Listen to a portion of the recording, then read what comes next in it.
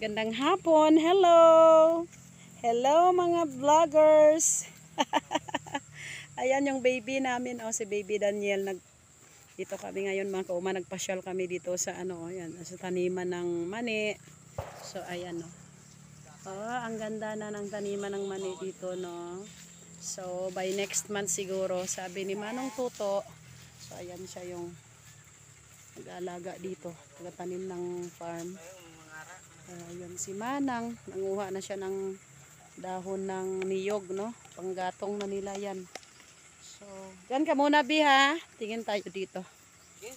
Ayan, nakikita natin, no? Ayan, nakatumpok dito yung mga bunga ng niyog. Ito, mga dwarf coconut ito, mga kauma, no? So, mabuhi pa tanayan nung, ge? Mabuhi pa yan nung kung itanom, no?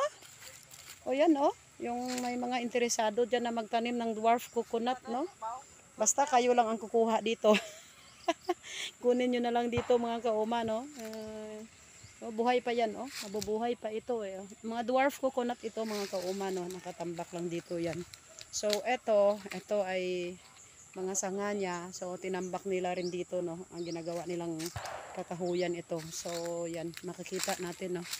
Nagtambak dito sila Manong Tuto ng mga kahoy. So yan, ayan yung bahay dito. Meron silang tambakan dito ng mga kahoy, no? So yan, kung makikita natin. Ito, din ito pala. Ito yung munggo. Tsaka mani pa rin doon sa kabila, no? So yan. Yan lang ang kagandahan sa farm. Dahil paghapon makaka-relax tayo dito, makapag-ikot-ikot, no? So maganda yung pag makita natin na may mga tanim-tanim na sa field, sa rice field, no? So eto, yan. Mani yan mga kauma. Mani. So ayan inuud din siya, Tingnan natin mga kauma. Eto. Ayan. So, rin siya, kinakain. Ito rin yung dahon niya, Kasi hindi naman na ito ni-spray ata ni Manong. Hindi na ini-spray ito. No? So, pero ang ganda lang ng tubo niya. No? Be! Lika doon, mag-harvest tayo doon. Balik tayo doon sa kabila. No? So, mag-harvest kami doon ni Baby Daniel. No? Harvest kami mga kauma ng, ng sitaw. Akin na! At munggo. Fresh na munggo yan. Stop mo lang. Enjoy si Baby. Enjoy lang yung baby namin mga kauma. Doon guys. So, ayan. Gulang na siya. Huwag na. Oo, gulang na siya, no? So, unti-unti pwede na rin natin itong harvest, no? Yellow at saka black na siya. So, itong iba pwede na ito, malaman ito. So, doon kami mag-harvest sa kabila.